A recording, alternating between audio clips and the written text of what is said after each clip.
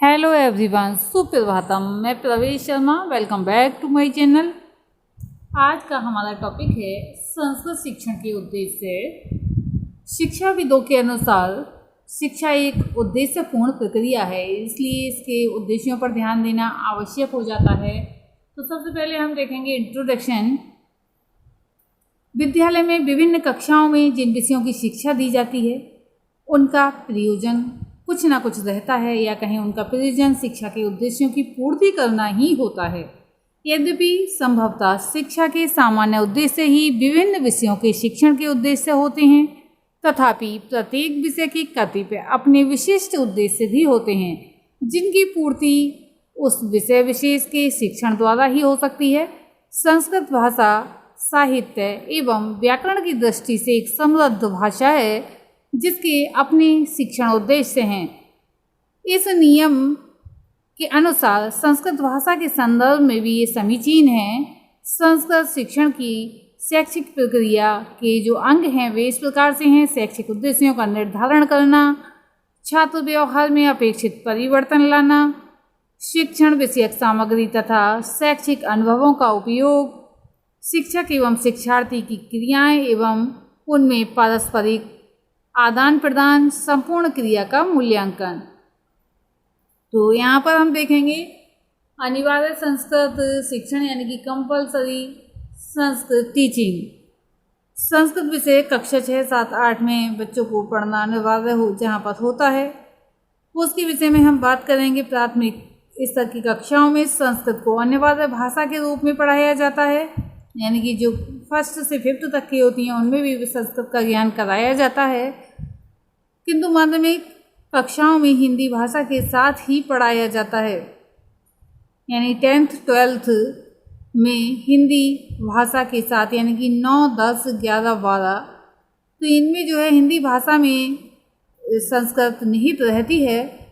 अनिवार्य विषय के रूप में संस्कृत शिक्षण के उद्देश्य प्राथमिक एवं माध्यमिक स्तर पर भिन्न भिन्न हैं, जिनका हम आगे अध्ययन करेंगे। तो अब हम देखेंगे संस्कृत शिक्षण के उद्देश्य, ऑब्जेक्टिव ऑफ संस्कृत टीचिंग। प्राथमिक कक्षाओं में छात्र मातृभाषा को भली भांति सीख चुके होते हैं। मातृभाषा में लिखित अलिखित विचारों को समझने तथा अपने विचारों को लिखित व मौखिक रूप में व्यक्त करने में समर्थ हो चुके होते हैं, या कहें कि ये मातृभाषा के माध्यम से अन्य भाषा यानी कि संस्कृत, अंग्रेजी आदि को सीखने के लिए सुयोग्य हो चुके होते हैं। वे बाल्यावस्था से किशोरावस्था की ओर संक्रमण कर रहे होते हैं। इस अवस्था में इन्हें सही मार्गदर्शन और उपयुक्त आदर्शों की आवश्यकता होती है, और संस्कृत भाषा शिक्षण इस आवश्यकता की पूर्ति के लिए सर्वोत्तम उपाय है। और माध्यमिक स्तर पर छात्र मानसिक रूप से परिपक्व हो चुके होते हैं। वे इस भाषा के सामान्य साहित्य एवं व्याकरण का ज्ञान प्राप्त कर चुके होते हैं, जिससे संस्कृत भाषा शिक्षण में सभी कहीं छात्रों की रुचि उत्पन्न हो चुकी होती है। अतः इसके लिए भी जो उद्देश्य निर्धारण में आवश्यक हो जाता है, वे ये जो उद्देश्य हैं उनको कई वर्गों में विभाजित किया गया है। तो सबसे पहले हम देखेंगे निर्देशात्मक उद्देश्यों के विषय में। संस्कृत शिक्षण के निर्देशात्मक उद्देश्य इस प्रकार से हैं: छात्र और अध्यापक दोनों का क्रियाशील रखना, यानी कि दोनों का ही क्रियाशील रहना आवश्यक हो जाता है। छात्रों की क्रियाओं एवं प्रयासों को महत्व देकर उनके अर्जित ज्ञान को अधिक स्थायित्व प्रदान करना, छात्रों में पाठ्यवस्तु की गहनता का विकास करना, छात्रों में स्वाध्याय की प्रवृत्ति का विकास करना, छात्रों को अध्ययन के लिए निर्देशन देना या निर्देशित करना, छात्रों की विभिन्न कुशलताओं, आदर्शों, आदतों और गुणों का इनमें विकास करना, छात्रों में पाठ्यवस्तु की गहनता का विकास करना, छात्रों में स्वाध्याय की प्रवृत्ति का विकास करना, छात्रों को अध्ययन के लिए निर्देशित करना, छात्रों की विभिन्न कुशलताओं, आदतों और गुणों का विकास करना, कक्षा में पिछड़े बालकों को उपयुक्त ढंग से शिक्षा प्रदान करना, छात्रों में मौन वाचन के प्रति रुचि उत्पन्न करना, समय एवं श्रम का अपव्यय रोकना। समय और श्रम के अपव्यय से तात्पर्य ये है कि बहुत अधिक समय बर्बाद हो रहा है और बच्चों को जो शिक्षण करना चाहिए बच्चों के लिए वह हो ही नहीं पा रहा है। बच्चे मेहनत कर रहे हैं लेकिन कुशलता प्राप्त नहीं कर पा रहे हैं। तो इस बात का ध्यान रखना चाहिए, उसकी समय और श्रम की बर्बादी ना हो, साथ साथ धन की भी बर्बादी ना हो। छात्रों को उनकी रुचि, योग्यता एवं क्षमता के अनुसार कार्य आवंटित करना। छात्रों की मानसिक एवं शारीरिक शक्तियों का विकास करना। छात्रों में सामाजिक गुणों का विकास करना। छात्रों को अपनी योग्यता और क्षमताओं को विकसित करने का सुअवसर प्रदान करना आदि ये निर्देशात्मक उद्देश्य हैं। अब हम देखेंगे व्यवहारिक उद्देश्य। जो सेकंड पॉइंट है, संस्कृत शिक्षण के उद्देश्य की पूर्ति तब तक नहीं हो सकती जब तक कि संस्कृत शिक्षक स्वयं में उन कौशलों का विकास न कर लें जो शिक्षण उद्देश्यों की पूर्ति में सहायक है। संस्कृत शिक्षक की या कहें शिक्षण की दृष्टि से उद्देश्यों को जो है वर्गीकृत किया गया है वह इस प्रकार से है। इसमें है ज्ञानात्मक उद्देश्य, कौशलात्मक उद्देश्य और अभिवृत्त्यात्मक उद्देश्य। तो सबसे पहले देखेंगे हम ज्ञानात्मक उद्देश्य। शिक्षकों को संस्कृत भाषा के महत्व एवं शिक्षण उद्देश्यों को ज्ञान प्रदान करना, उन्हें देवनागरी लिपि एवं संस्कृत भाषा की वर्तनी के मानक रूप से परिचित कराना। यानी कि ये कहा गया है कि शिक्षकों को संस्कृत भाषा के महत्व एवं शिक्षण उद्देश्यों का जो है ज्ञान प्रदान करना और उन्हें देवनागरी लिपि एवं संस्कृत भाषा की वर्तनी के मानक रूप से परिचित कराना। उन साधनों, विधियों एवं उद्देश्य मूलक उपागमों से अवगत कराना जो संस्कृत शिक्षण के उद्देश्यों की पूर्ति में सहायक हों। उन्हें संस्कृत साहित्य की प्रवृत्तियों से परिचित कराना। शिक्षकों की भाषाई तथा व्यक्तिगत या साहित्यिक योग्यता जो है उनकी कितनी है को उन्नत करना, जितनी भी है उससे आगे बढ़ाना, इसमें परिपक्वता लाना जिससे कि संस्कृत शिक्षण का स्तर भी उन्नत हो सके। कहा भी गया है अगर शिक्षक को खुद ज्ञान है तो बच्चों को दे सकता है। जैसे कि एक मोमबत्ती अगर जली हुई है तो दूसरी मोमबत्ती को जला सकती है, लेकिन एक मोमबत्ती स्वयं ही बुझी हुई है तो दूसरी को नहीं जला सकती। माध्यमिक एवं उच्च माध्यमिक कक्षाओं के पाठ्यक्रम व पाठों के विश्लेषण तथा शिक्षण पदों के चयन की क्षमता का विकास करना। लिपि एवं वर्तनी की गलतियों से संबंधित कठिनाइयों एवं उनके निदान का ज्ञान कराना, यानी कि जो भी कठिनाइयाँ हैं उनका जो निदान किया जा सकता है किस प्रकार से किया जाएगा इसका भी ज्ञान प्रदान करना। कौशलात्मक उद्देश्य, अध्यापकों में स्वाध्याय की प्रवृत्ति का विकास करना,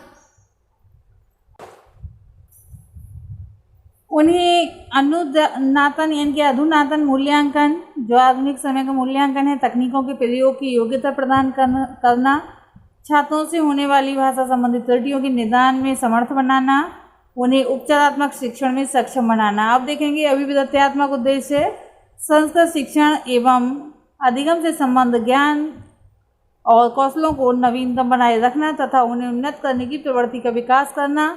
संस्कृत शिक्षण में आने वाली समस्याओं और उनके समाधान के प्रति अध्यापकों को जागरूक करना। अब हम देखेंगे संस्कृत शिक्षण के मापनीय एवं अमापनीय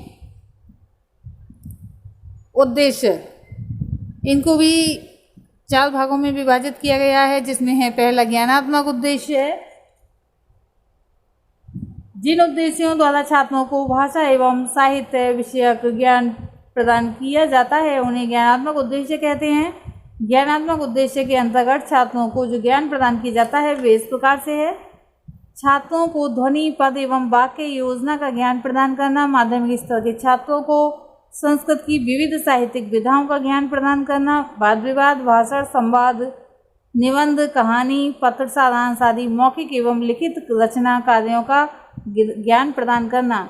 उच्च माध्यमिक कक्षाओं के छात्रों को संस्कृत साहित्य की विषय वस्तु संबंधी ज्ञान प्रदान करना। अब इसी के साथ हम देखेंगे कौशलात्मक उद्देश्य। छात्रों की दृष्टि से संस्कृत शिक्षण के कौशलात्मक उद्देश्यों से तात्पर्य छात्रों में सुनने, बोलने, पढ़ने, लिखने व अर्थ ग्रहण करने आदि कौशलों के विकास से है।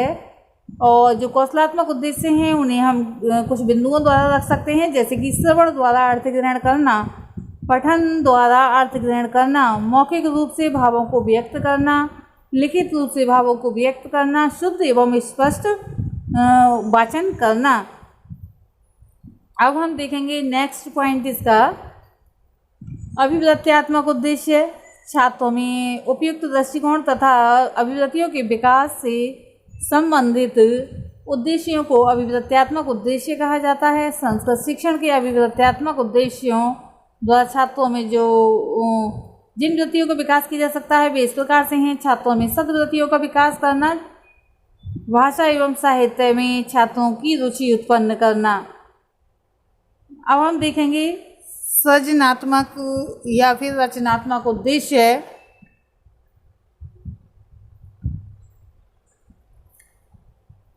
संस्कृत शिक्षण के सृजनात्मक उद्देश्य के अंतर्गत छात्रों को साहित्य सृजन एवं रचना में मौलिकता लाने के लिए प्रेरित किया जाता है। इसमें व्यवहारिक परिवर्तन कौन कौन से हो सकते हैं इनको भी हम देख लेते हैं। जो उद्देश्य हैं जितने बताए गए, पूर्ति के लिए छात्र व्यवहार में परिवर्तन आने चाहिए, जैसे स्वानुभूत भावों एवं विचारों को प्रभावशाली शैली में अभिव्यक्त करना सीखना चाहिए या आ जाना चाहिए।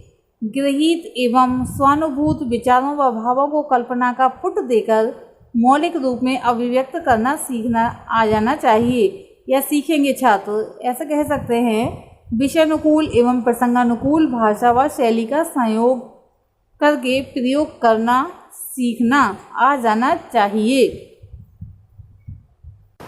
इस प्रकार आज की इस वीडियो में हमने संस्कृत शिक्षण के उद्देश्य देखे, यानी कि सबसे पहले इंट्रोडक्शन, फिर अनिवार्य संस्कृत शिक्षण, इसके उद्देश्यों के विषय में निर्देशात्मक उद्देश्य, व्यवहारिक उद्देश्य, संस्कृत शिक्षण के मापनीय एवं अमापनीय उद्देश्य के विषय में प्रकाश डाला। आज के लिए इतना ही, धन्यवाद।